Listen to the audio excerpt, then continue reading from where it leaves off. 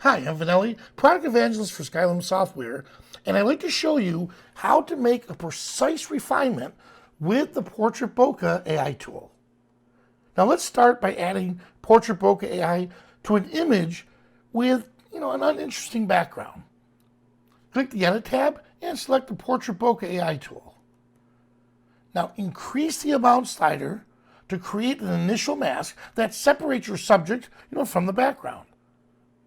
Now the depth correction slider controls the out of focus area. Move the slider to the left sets the out of focus area closer to the camera, making the bokeh appear stronger. To the right or further away makes it look weaker. Look how I can control the out of focus area.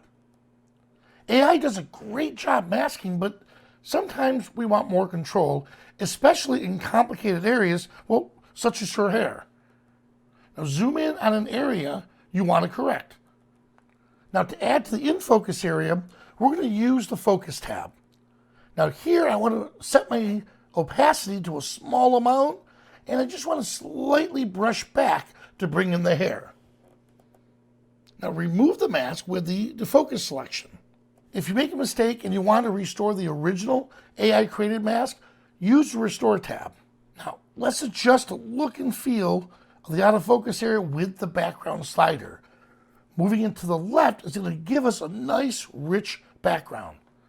Now pay attention to the depth correction and the edge correction sliders. These two sliders will help us make the bokeh look realistic. Now finally, adjust the overall amount if necessary for the best, most natural results. Adding a soft bokeh to the background of a portrait not only looks beautiful, but it can help you create a separation between your subject and the environment to help you tell your subject story. Now visit Skylum.com for more educational videos. I'm Vanelli with Skylum Software. Thanks for watching.